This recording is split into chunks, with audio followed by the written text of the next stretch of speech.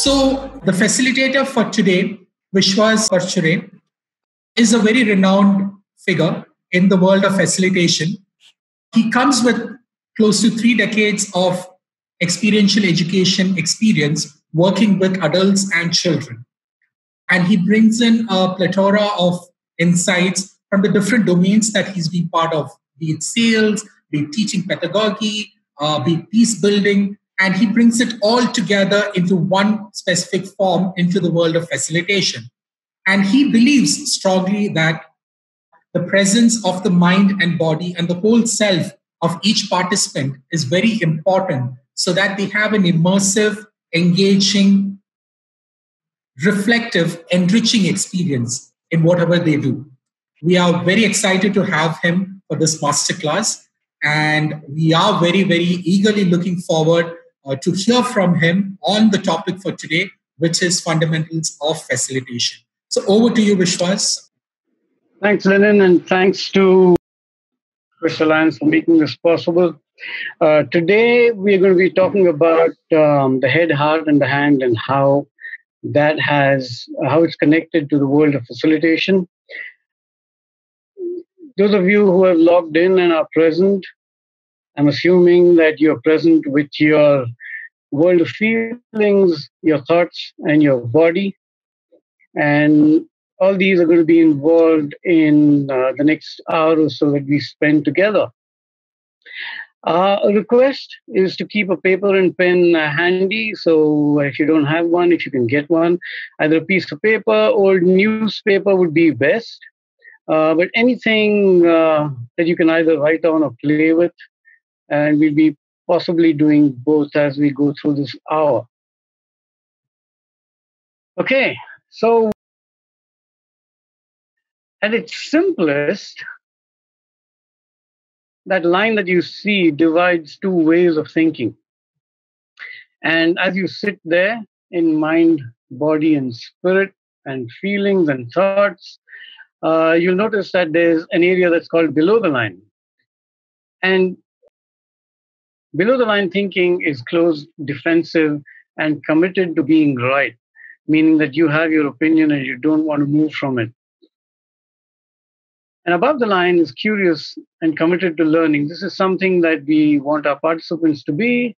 So here I am, hoping that you will stay above the line. So as we go through this, there are certain thoughts that are likely to come into your head. You might say, I already know this. Yeah, that's fine. But if you say that to yourself, see what you can do to get on top of the line and stay in a creative space and ask yourself, what else can I learn?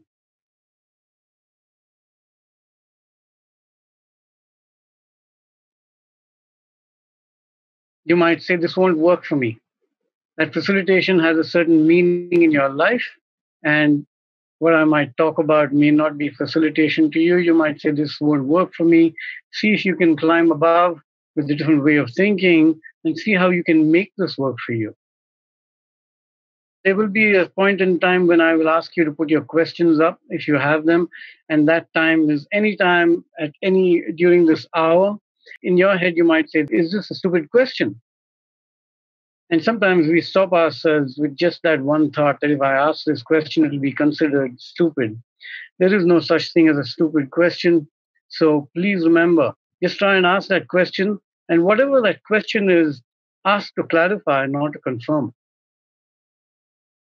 And just remember that just because you don't get an answer that satisfies you, does not mean it's either right or wrong. My answers can never be yours.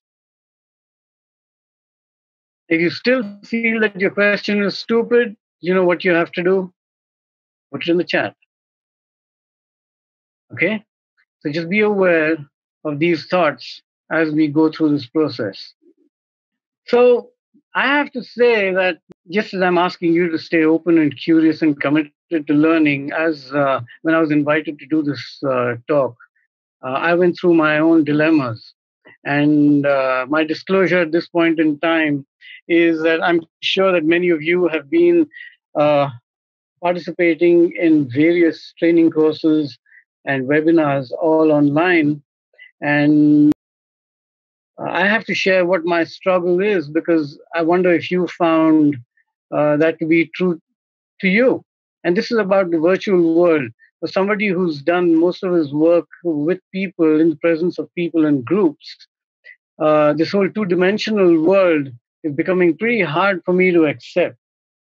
And the reason is, one is that I find it difficult. I can't sense people in two dimensions. Like, I see some faces on screen right now, and I don't know what's going on in your head. Your expressions are those that you're sharing with that screen and not with me at this point in time. So I struggle for connection. So anytime you feel really expressive about something, I can see only a few faces, but feel free to express it in whichever way you want. So I get a sense of what's going on with you. And that means that if I'm talking to a screen, then there's a whole lot of things that I have no control over. So my commitment to myself as I go through this struggle is to stay above the line. And I'm going to I'm going to see what I can do to stay above this line. I've done many different trials looking at the screen and talking to it. So let's hope that this thing goes well. Right. So this topic of facilitation, I know the title is Fundamentals in Facilitation. I'm not sure what is fundamental, and I went through a hard time trying to figure out, okay, so how does one talk about facilitation in this period of time? This is the only time I have with you, and I've got to make the best of it. So so I went back to the root word and I said, okay, so what does facilitation really mean? And what the dictionary says is to make easy and make or render less difficult and to enable another. So when I looked at that, the first thing that occurred to me was this, that you've got two people involved. One is the facilitator and the other is the audience or the facilitated. And this is true for any form of education. You could be coaching one-on-one and you still have the facilitator and you have the audience. There are two people involved. Each one come with their backgrounds, their training, their education. So you've got these two worlds, and they're coming to this place, and we're hoping that we can do something with that space to enable this participant. And the thing that came to my mind was that I have to be able to separate these elements in that facilitative world. So what you facilitate is about them. This is just making a quick distinction that there is the what and there's the how. So what you facilitate is about them, and how you facilitate is about you, because you are bringing yourself to that space. And that makes this whole topic of facilitation not just a skill that can be passed on from one to another. And if that was true, then we have a lot of books anyway, and we leave it to that. But I think for me, how it separates is this, that what you facilitate about them is what I tend to call processing, and how we facilitate is what, you might use the word facilitation. So as we go through this hour, I'm going to be talking about these two aspects and what connects them.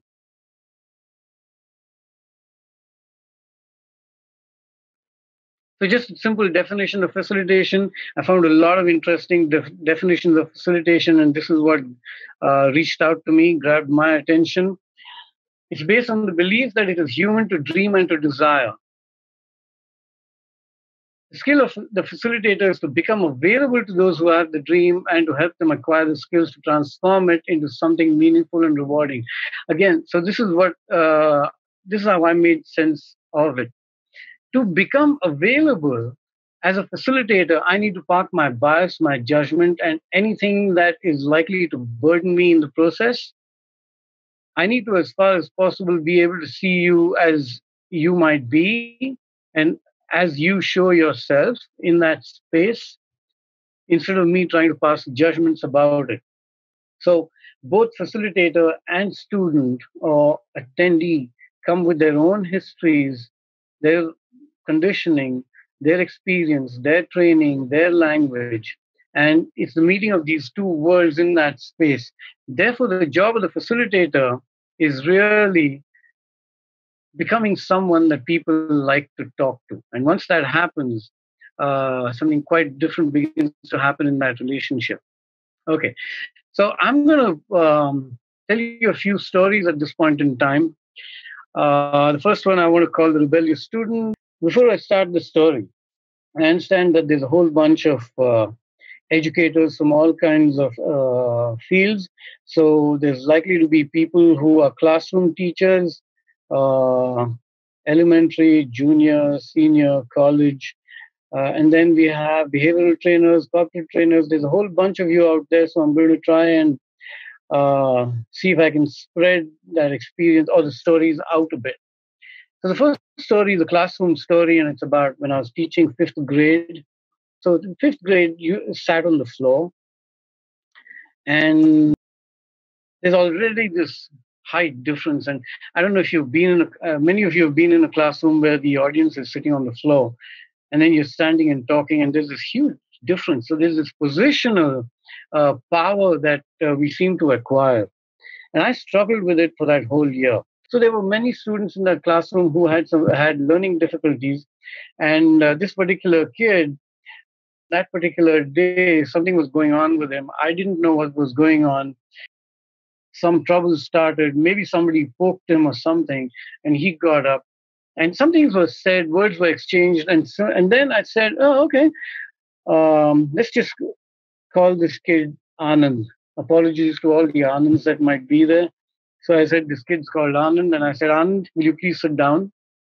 And here it is, that educator, that teacher, supposed to be in control, trying to take power over a situation. On a normal day, it would have been okay. On that particular day, I don't think Anand at that point in time was ready to listen, because something was going on in his head. So his whole being at that point in time was going through something. I didn't know what it was. Okay. I had absolutely no idea what was going on through Anand's head. I had no idea how he was feeling. I had no idea what he was thinking about, but there was turbulence. I could see it. He had stood up. He was screaming and shouting. He was using cuss words, and everybody was shocked into silence. So was I. I had no idea what he was thinking. Uh, I think one thing struck me on that day, that there was something going on with him that I had no idea about. Okay, and there was only one commonality in that exchange, that both of us would have to receive whatever outcome there was. So he shouted, I shouted back. He wouldn't listen. I said, "Leave the classroom." When you can't, when you lose control. So I think what I realized on that day in that scenario was that it was a world in which I really had no control. No control over what was going on in that classroom in that moment. I'm just going to have a drink of water. Okay. Second story is an adventure story. For many years, I've been taking young people and corporate groups into the outdoors to do adventure activities. So this is the adventure story. I've taken a bunch of 11th graders into the outdoors, tented facility, no electricity, next to a river. 11th graders, co-ed group.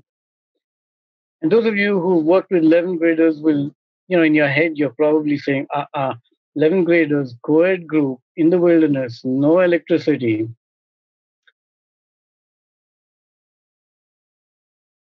Had a lot of interesting moments. But here's one that I really want to talk about. We did an activity in which as you see in the picture, there's that participant who's harnessed and tied to a rope that goes over that branch, and the participants, their classmates are holding them up. And when they're ready to do the activity, what they do is they run, and the group pulls simultaneously. And so the person moves in that yellow line. Now, this was about 40 feet high. And some of the students were willing to do it, and they would get harnessed and where we do it. There was this one girl who stood about 40 feet beyond the line. And she said, I knew she was afraid. I wasn't going to force her. That's the first thing that I got right. And I said, okay, do you want to do it? And she said, no. And she stood 40 feet behind. And after two people had done it, I asked her again, do you want to do it? And she had a smile on her face, but she didn't say yes. After another two kids had gone up, I asked her again. I said, would you like to try it? And of course, there's this whole body language that as a facilitator I was using and trying to be as inviting as possible. She finally gave me a smile and she said, okay, but I'm not going to go all the way up. I said, okay. I said, tell you what, why don't you just wear a harness and hang in there? Just stay there. It's okay to be 40 feet behind the line. So she got into a harness and she continued to stand there. After another two kids, I asked her again. And I said, would you like to walk up? She said, yes, but promise me you won't force me to do it. I said, no, I won't force you to do it. She came up and stood about 10 feet from me, another couple of kids, and then I asked her again. And then I think the time had come where she had to make that final call. And she said, okay. Then I said, how would you like to be pulled up? And she said, very slowly. And I talked to the group, and the group said, yes, we will keep the faith. We don't want to scare her. So we hooked her in. And then I, of course, orchestrated the whole thing. And it took so this whole game was about 45 minutes long. Anyway, she was pulled up. Little by little, she went up 40 feet. And she looked down and she was shivering and she was crying and laughing all at the same time. What happened in that scenario? So here's a dissection of it years later. And so now I've introduced another color, and the yellow represents what I got right on that day.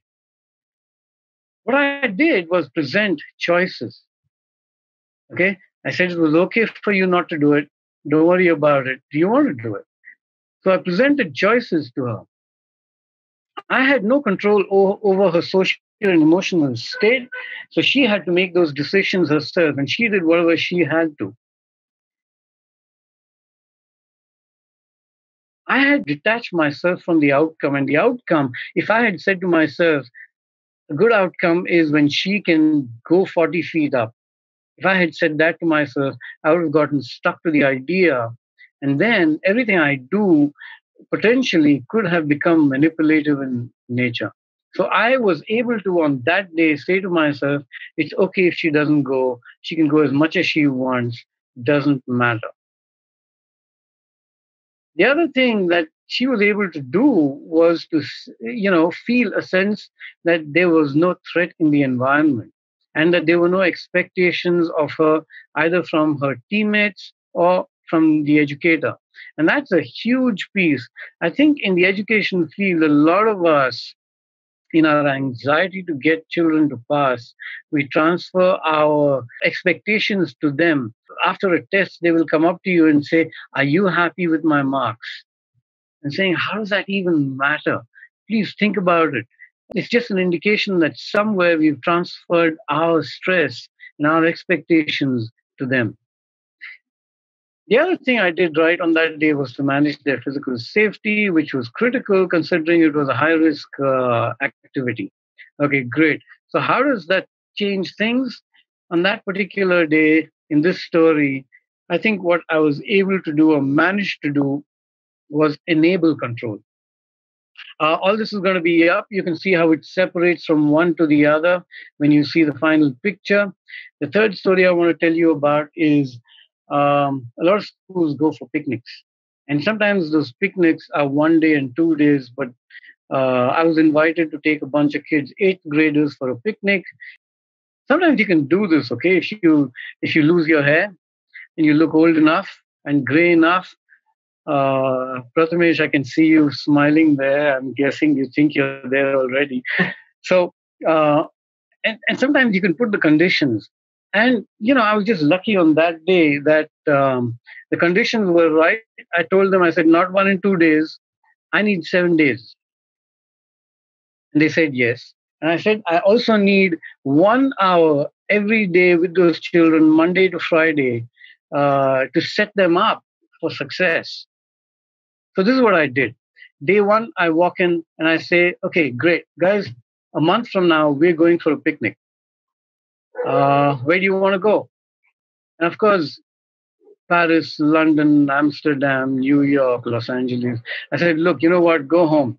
Find out if your parents are okay with that. They came back the next day and they said, no.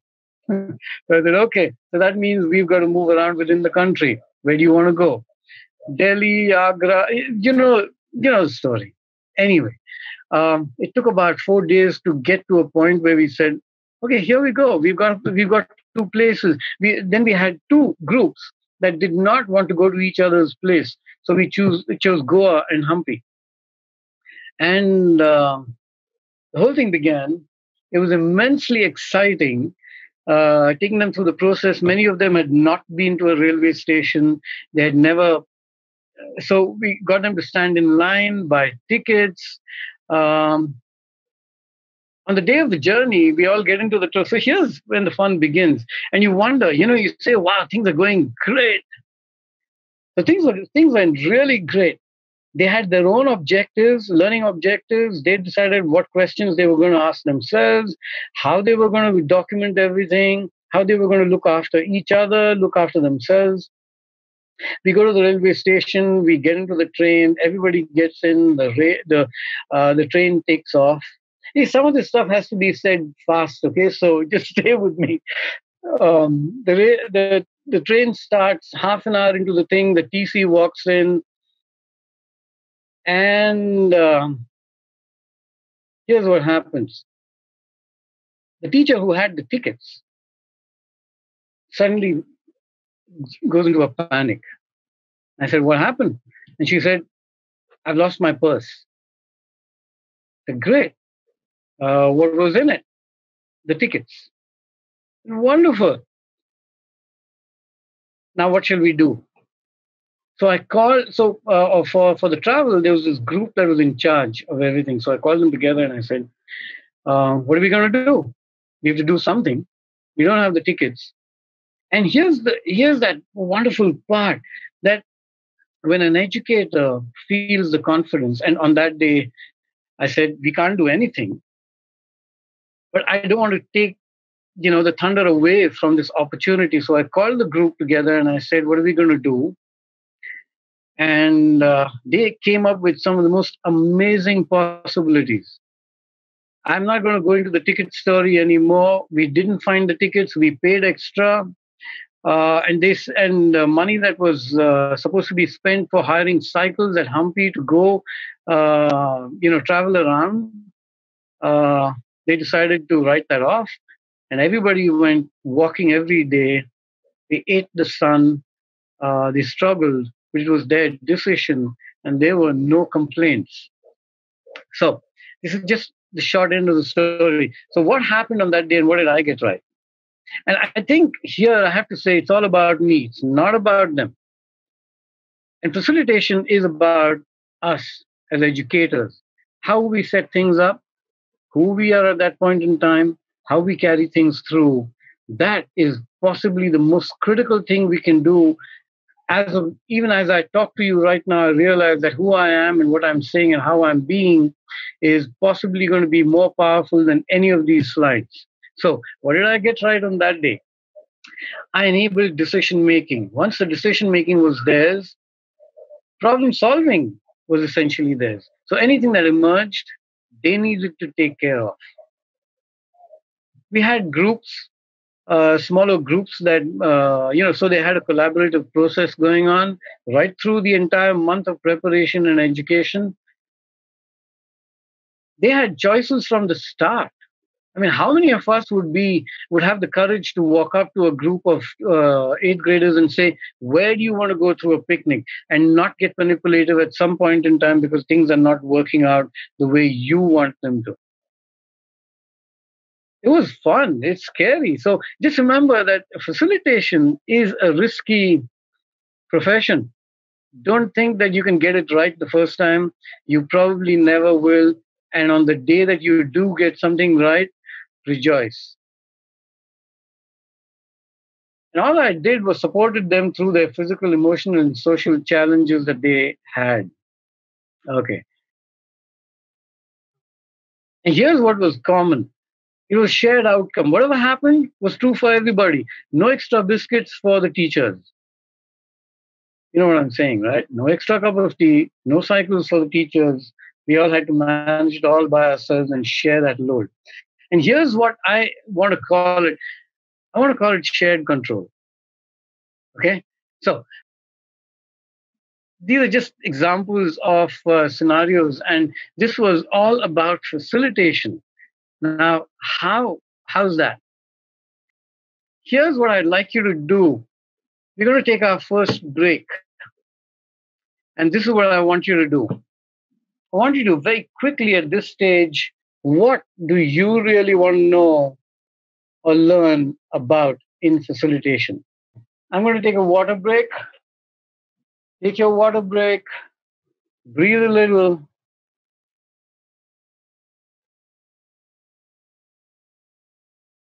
Okay, great stuff coming in.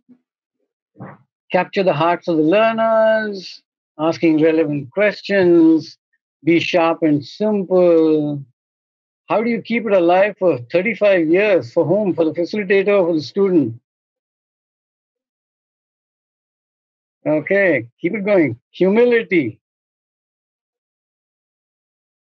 Meet the participants where they are. How can you get? Oh, wow. Okay, God. Okay, right. I'm going to try and answer some of those as we go along. So here's what emerged for me. I hope you've had a drink of water. It's summer. Wipe the sweat off. If you don't have a fan, the facilitation is not an accident. It doesn't just happen. It's not today I'm in a good mood and I'm just going to, go out there and swing it. No, it's an intentional and purposeful act. It is done by someone, you, for someone, your audience, with a clear purpose, either shared or defined by the organization, institution, or school or college or whatever. And it's affected by where it is done, whether you have a 10 people, children classroom or a 60 person classroom, how long it is being done for, and what tools and resources are used. So there's a lot of things you're going to be juggling around. And I'm going to try and see if I can help you with that juggle. So let's understand this world of the facilitator.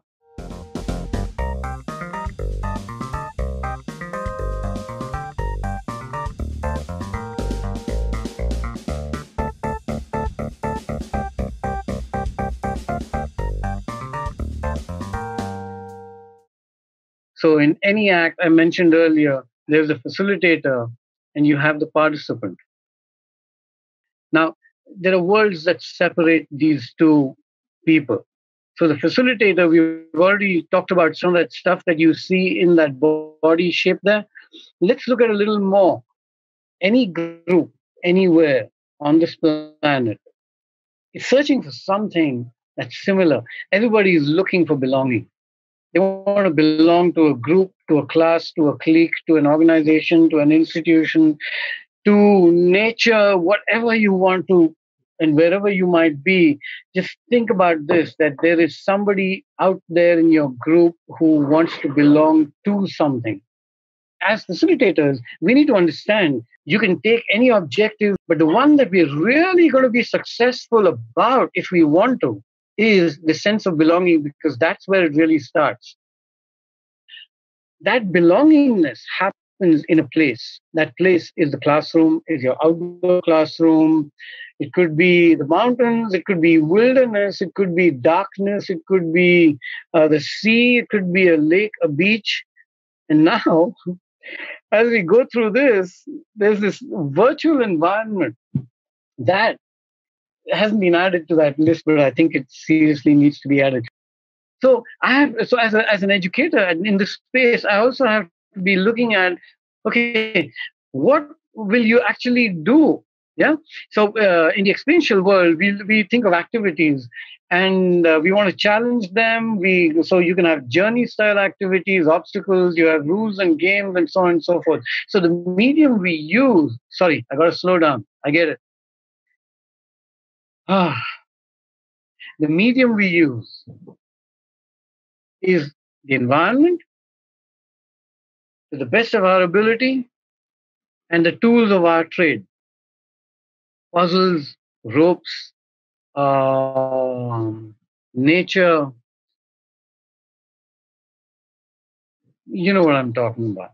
So here's the thing, that these two things, a sense of belonging and that doing, are more or less, let's call it the outer world.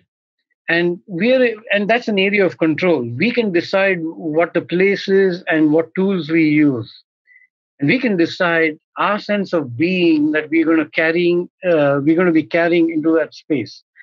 But there's a whole another world out there. Now, here I am trying to do something, and I'm trying to reach out to you. You're going to receive me through your sensory world. Okay?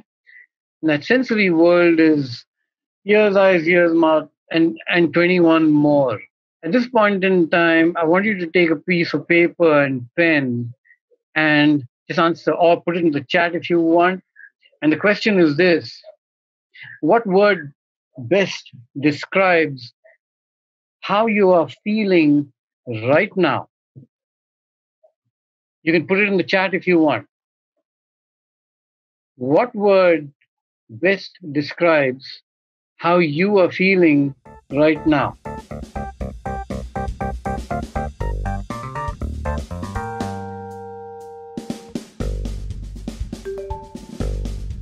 Curious, present, happy, super excited. Lots of curiouses. Secure. Oh, that's nice. Reflective. Sense of awe. Trying to reflect and connect. Happy, struggles. Alive. Distracted. Put that cat away. Oh, cool. Great. So, here's something that we really need to remember. That sensory world is critical, because the thing that's really, what decides how we learn is how we feel. Emotions are the gateway to learning. So the simple law: how we feel is going to affect how we learn.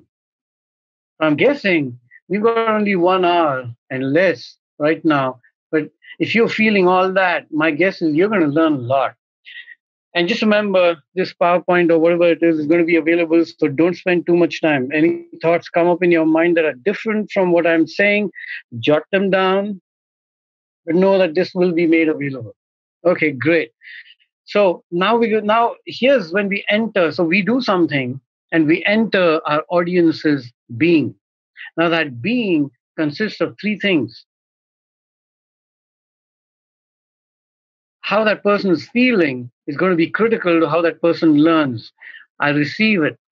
So if you were, for example, feeling threatened by me, by things I was saying and things I was doing, the chances of you learning are much less.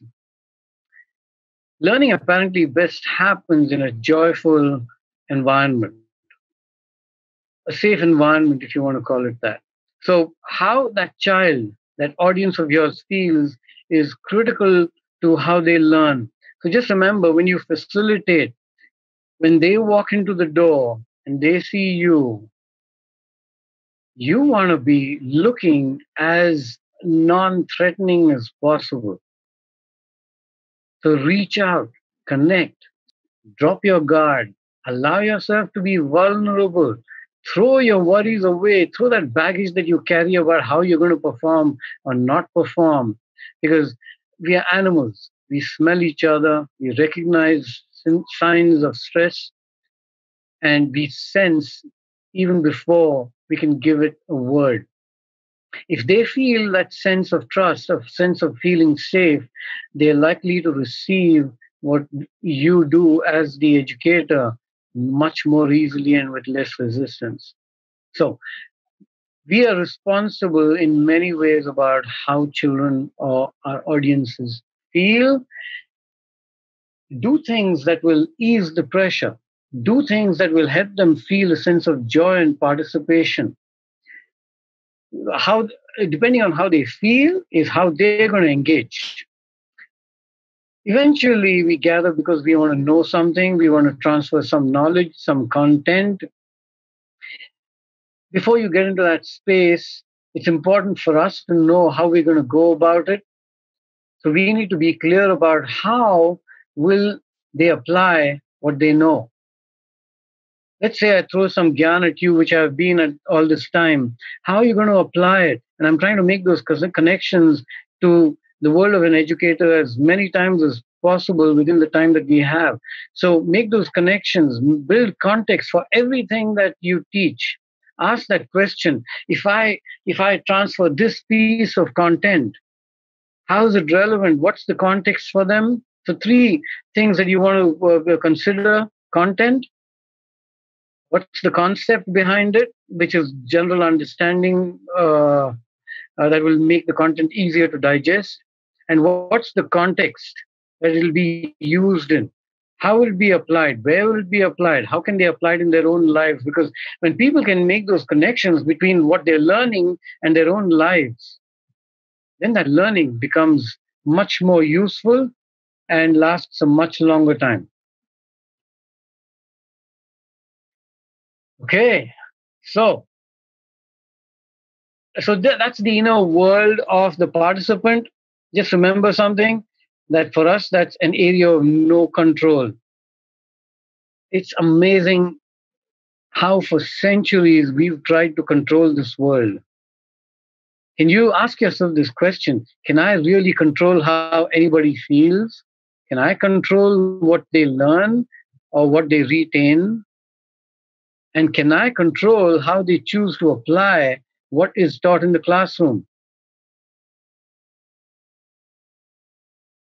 You have your own answer. My answer was a little different. I said, God, I have no control over that. The only thing I have control over is that left part of the screen, which is where I do things, what I do, and how I do them.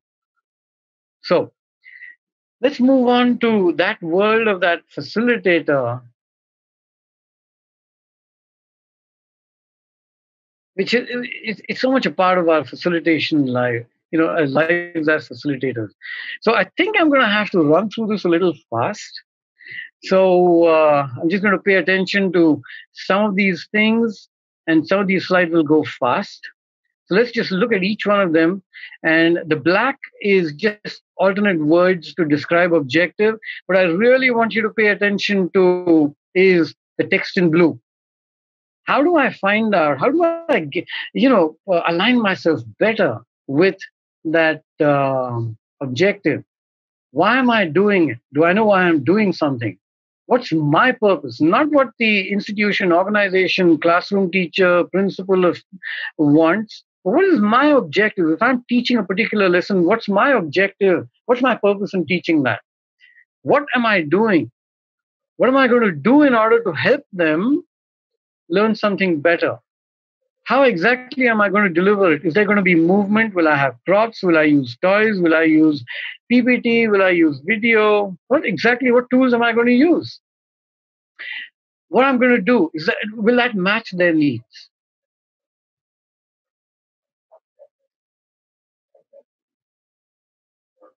Then you have the audience. And just because there's an audience doesn't mean they're going to lap up everything that you say. So I want to think about, what's their interest? Is it in the same thing, that the topic that I'm going to teach? Do they have any motivation to learn that?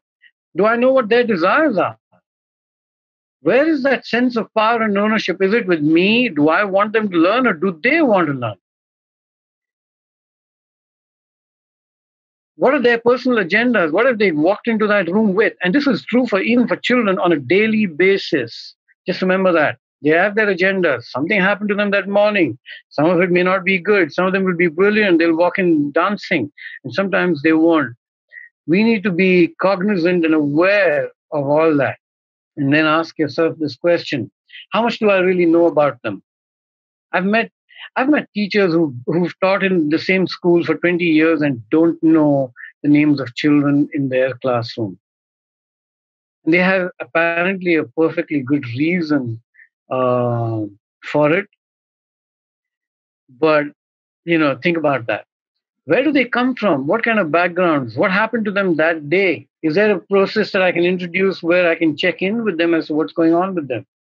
Will I be able to manage them?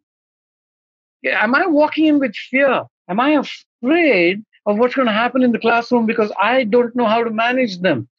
This whole classroom management thing, I've been thrown out of places because my classroom got too noisy. And noisy is an engaged classroom for me. They're not throwing paper balls at each other. They're throwing questions. They're throwing challenges. They're throwing answers. And if that's noise, then so be it. And that's a wonderful classroom for me. So will I be able to manage that? And what does manage mean? Yeah, as long as they're not hurting each other and they're questioning and they're focused on the subject, then it makes sense. What do they want? Do I ever consider that? I ran a whole year with the seventh graders, one subject, double periods, 3 days a week, and it started with a really wonderful question. You can sometimes I call it stupid. So stupid and wonderful for me sometimes are the same. And the question was, what do you want to learn this next year? It can be as wild as that. And then the question really is, can I manage that? How should I prepare myself for them? What do I need to do? I need to do a hell of a lot. We all need to do a hell of a lot to be received well. And what should I be mindful of? Lots of questions about how to deal with our audiences. The third piece is setting. And in setting, what's your environment? Where are you going to be? How's it going to affect what you do? How many children in the classroom? Is it going to be crowded? Can we make space? So here are the questions. Have I got a sense of place?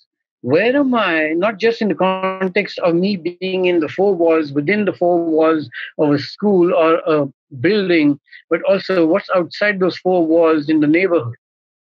Because that also is our environment that can be used. What is the nature of where I am, social, political, and physical? Every place that we teach in has a social, political, and physical environment. I allow myself to do certain things and not do certain things, and those decisions affect what happens in my classroom. Can I go anywhere from here? Sometimes, as educators, we feel stuck where we are. See if you can get out of that. What can I modify? What boundaries am I operating within? How can I use the setting to the best advantage? Please do consider these things. And these are just the beginnings of a lot of other questions. Write down questions for yourself as we go along if something occurs to you. Resources. That's the tools of our trade. That's the knowledge we carry in books, through tools and toys, friends, support staff, environment. Do I have what I need to do the best job I can? What am I dependent on? If I'm dependent on those things, is it available? Even as we talk, we consider the possibility of, let's say, losing the network or losing power or doing all that. It's just amazing to expand consciousness to a place where you say, hey, you know what? Worst case scenario, we may not do it. But here you are. Thank you for being there. Here I am, still there. Hope you're still with me. Let's continue. And the fifth piece, the facilitator himself or herself. What's my education? What's my training? What skills and knowledge do I carry? This is an area that we do very little for ourselves. And we want to be the best we can in the field without educating ourselves. I can't say enough about this. It's never enough. I've been asked this question: how much should I read? There's so much. Well, read it all. Read it all and find more. As long as you're doing that, it affects your perspective in a way that's just magical. It'll allow you to say things and do things with grace, with confidence, with the knowledge of what the risk is. But you'll go ahead and do it anyway. You will become a true adventurer. And think about educators becoming true adventurers in whatever they do. So how might my past or future show up in the now? When I walk into that classroom, am I angry at the rickshawala? Have I had breakfast? Am I hungry and therefore angry? Do I need to drink water? Take a break. Take a sip of water. I know I've been doing the talking.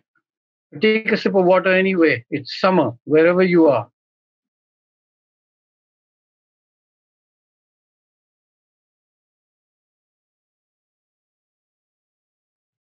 Hey, we're going to do an activity shortly, okay? So get that old newspaper if you can, or a piece of cloth.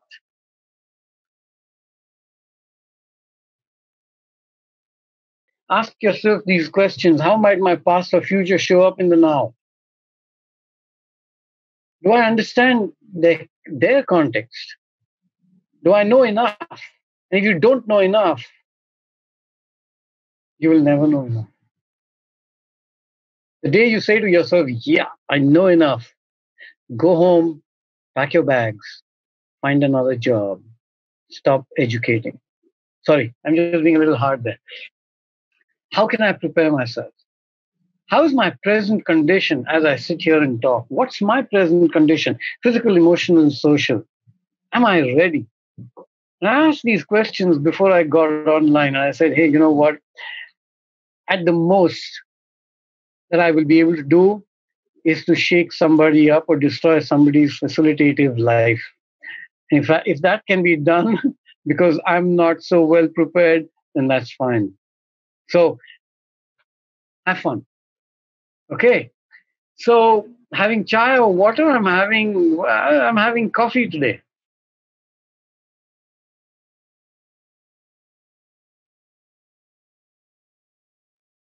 Thank you for those wonderful comments. You know, I guess I have time for only one laugh for all those silly things you guys are saying. Okay, right. We don't have much time. Here's that big picture. You want to take a screenshot? Take it. It's a wonderful, colorful picture.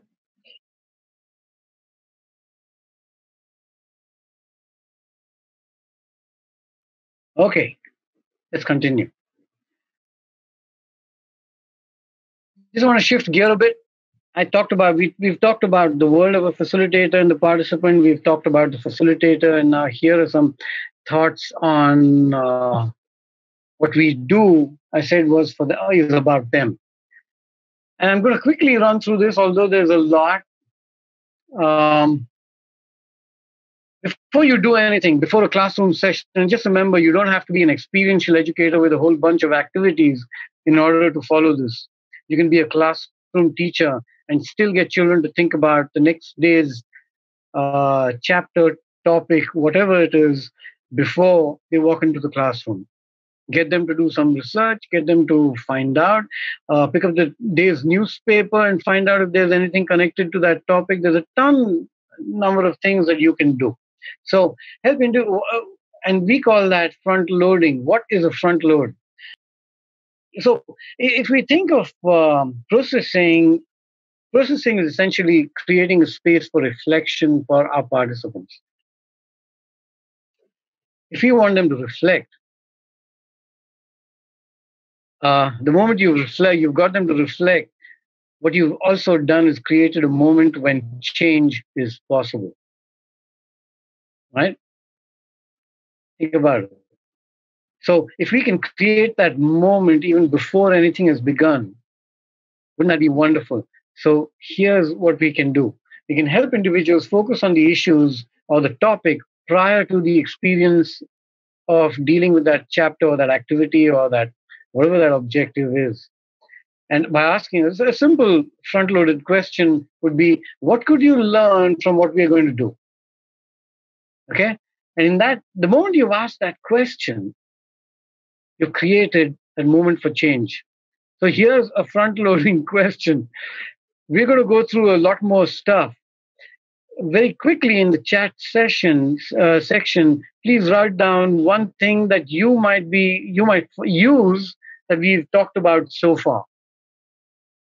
Any one thing that you think you might use in your work from all that we've talked about so far. And don't waste your time going back to your notes. You either have it or you don't. Okay? Let's give that about 30 seconds and coffee.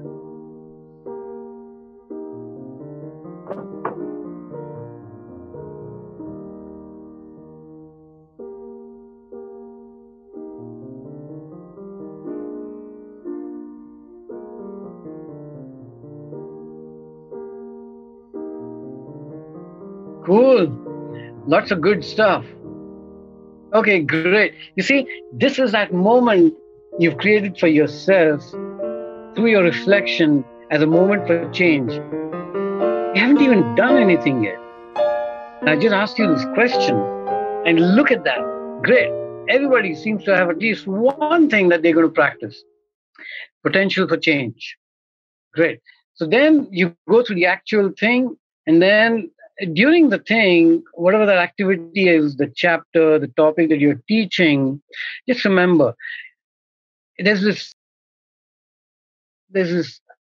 can I call it the old way? I mean, I'm probably the oldest here right now, but the old way was, let's do something, then talk about it in the end. Not necessary. You can start talking about it while the thing is going on. And the kind of questions you would ask are a little different. We call them interventions, but that intervention creates that moment for people to think about what they're doing in the here and now and take corrective or change their action, whatever it is that they want to change in that moment. So you notice something and you say, what did you notice happening just now? What you're really doing is getting them to become conscious of that 1 second ago thing that they might have done. What you did in that moment was create a moment of potential for change. And then after that, you want to ask those questions in the end as a summary. Go ahead and do that anyway. That also creates potential for change. So potential for change can be created at many different places. Now, those of you who are confused about change, not change that I want as facilitator. This is change that they want for themselves, whatever that might be. Please do not confuse one with the other. The reason I say this is that I think the confusion is created. The client wants me to deliver a program with decision or leadership in mind. Yeah, great. Can you teach anybody leadership? I can't. What I can do is create an environment in which they discover it for themselves, because then that is theirs. And that is going to be their definition of it. So just remember that. Okay. You ready for an activity? You got that piece of paper? I'm going to say this only once. So grab that piece of paper, put it on the ground, step onto it,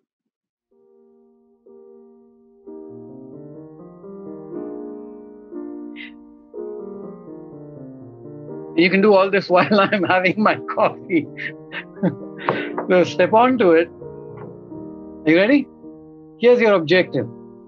Your objective is to turn that piece over without stepping off that piece of paper. Rules of the game: you can't use anything for support. But if you start falling, please grab on to whatever there is. Don't hurt yourself. Your objective, and you got 1 minute starting now, is to turn that piece of paper over with your feet without stepping off.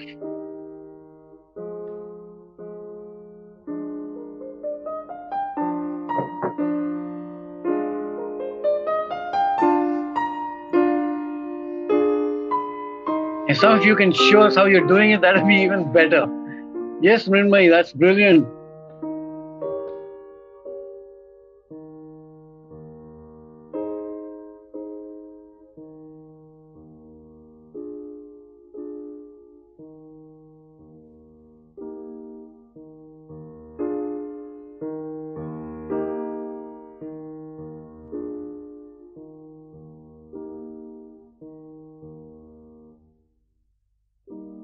Okay, you got about 15 seconds.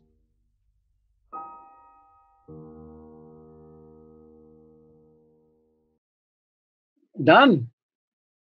It tore in the process. Oh man. You tore your objective. Done without. Okay, cool. All crumpled. That's fine.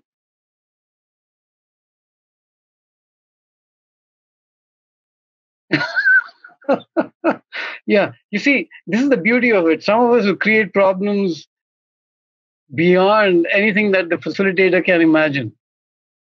Now, if you said your paper was in the book, then now you got a new problem. Okay, great. Thank you.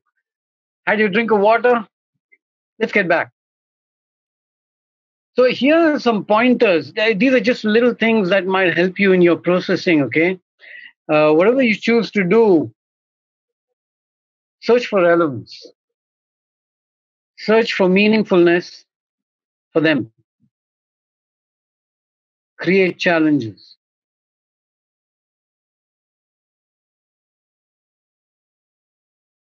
When you're working with a group, no matter how long it is, sometimes even if it's a 3-hour intervention, set some ground rules. Let the group decide what those ground rules are.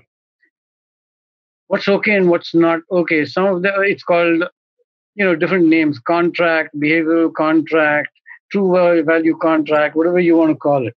Okay, help them set ground rules, build agreements, and these agreements are not just between the participants but also between you and the participants. Manage safety: physical, emotional, social.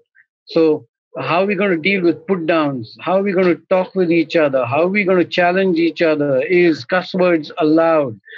Is pushing allowed? Is physical bullying allowed? And so on and so forth. Ask these questions. They're critical to building those ground rules.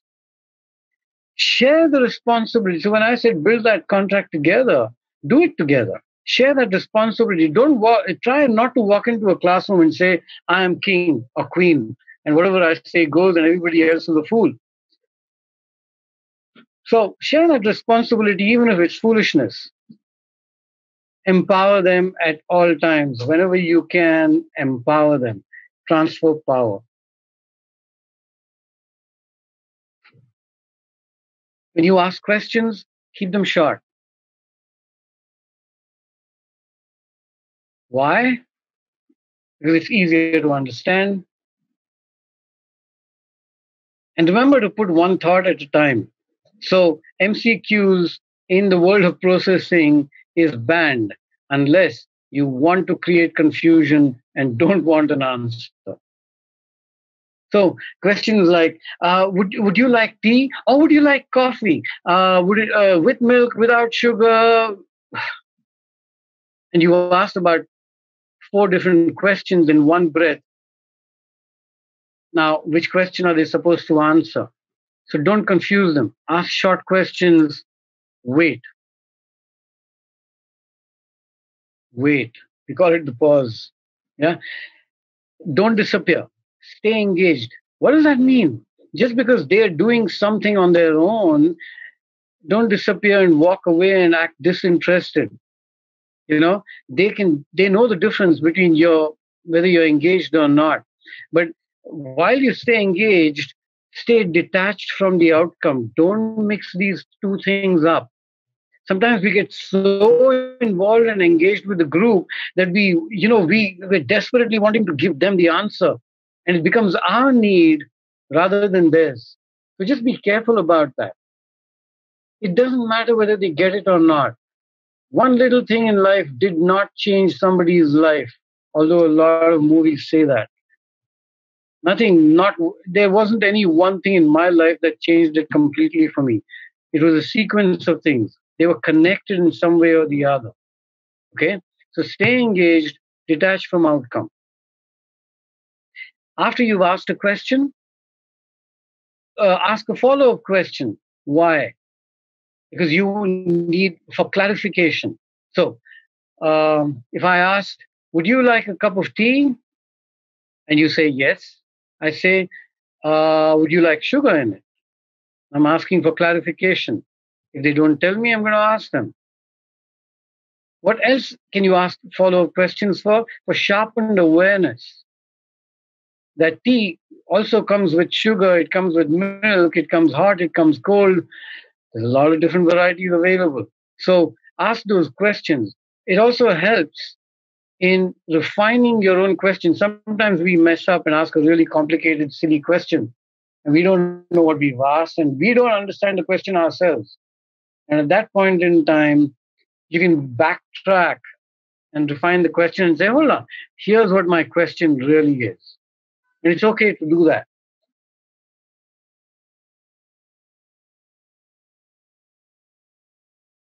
Don't check your speakers.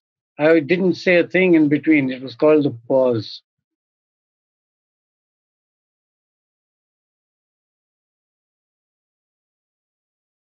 Can you sense that? It's like a pregnant silence. One of the most beautiful things in facilitation to learn is how to hold that space in that silence. You ask a question, and the group is thinking and thinking. If they're silent, just remember they're thinking. They're trying to figure out what your question is and what their answer is. Be careful how quickly you jump in with trying to clarify. Okay? So allow yourself that pause. Okay, so that's, that was a nice picture. So here's that big picture of what we've done so far. Okay, right. So can we do a little activity? You ready for the final stage? Okay, wherever you're sitting, do this.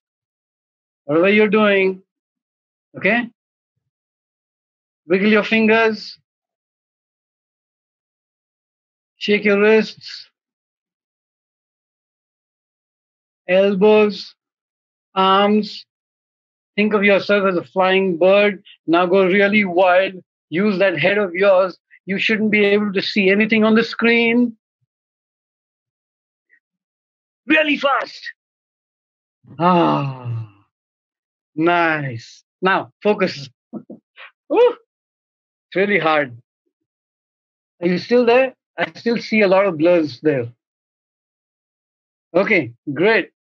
The final piece, closure piece. How do we know where we are? So, all of us go through these stages of development. And here's one way of looking at these stages. Okay? So, here's that initial stage when we started off. And the only thing important at that point in time was we said, I want to build the skill of a facilitator, and I can see there's some questions here that are relating to that. Our initial stage in our development is learning skills and techniques and really understanding what is it we really do. Okay? And at this stage in our development, somebody asks us, what do you do? We often don't have an answer. Okay? Or our answer isn't clear. We don't really know why we do what we do. Often we've been told to follow a certain set number of slides in that sequence. according to, at 10:01 do this, 10:05 do this. Something I've been desperately trying to do with this set of slides, and I've gone over time already. Lenin, do let me know. Those of you who might need to step out, I apologize. Those of you who are going to hang in there, welcome to the show. This is what usually happens for me. I just get so involved. So I'm sorry. Okay, so that's stage number one. Okay, stage two, when we've done that skills and technique stuff for a while, if we are asked a question, okay, what is it that we do? Often our answer is because I've been told to do that by somebody. There's a certain rule, there's a certain method, there's a worksheet, a sequence, and so on and so forth. But somewhere in that journey between stage one and stage two, we develop a deeper sense of purpose and a better understanding as to why we're doing what we're doing. Yeah? Okay. And then that stage, that wonderful stage of being the master. Stage three is, I know why I'm doing what I'm doing. I've read enough. I know a lot. I have a lot of experience. I'm not talking about me, okay? I'm just saying this stage. And I've done so much and encountered so much in my life that I'm able to handle stuff much better. And here's where I want you to go with this. That we need to move from stage one and two to this place where you do enough to build your own philosophy. I didn't know I had a personal philosophy till my teacher, Laurie Frank, whom some of you have met. She said, hey, you know what? You don't have to copy the books. I'm a great copier, by the way. You don't have to copy the books. You have your own understanding. You have your own philosophy that you've built over time. Go out there and share that. And this entire slide collection is my personal philosophy about what facilitation is. So as you grow in this field, please do remember that the most important thing is to build your own personal philosophy about why you do what you do.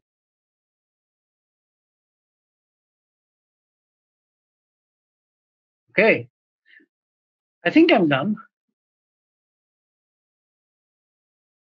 Oh, by the way, I teach experiential ed. I live in Pune. I run a few courses. I don't know if I'll ever make it online, but I just want to express at this point in time hope that the diploma course will be happening definitely in Pune. I don't know when it will start, but I certainly intend to. Registrations are open. I also run some other programs. I intend to on different topics. So if you feel like some of this interests you, go to the website or write to me. That was my commercial break. Thank you once again. That was a great session. We would definitely like to acknowledge that you have given us about 30 minutes extra of your time. I know we had planned for 1 hour, but when we were doing the dry runs and all, it's very difficult to actually comprise a topic like facilitation into 1 hour. But Vishwas, as usual, with his humor and with his experiential style, has definitely done a great job in getting it engaged for 1.5 hours. So thank you. Have a great weekend ahead. Stay safe and take care of yourself. Yeah, we can all wave till then. Shake it out. Shake it out. Yeah, that's it. Nice, nice. Woo, woo, woo, woo. Thank you for listening to me patiently.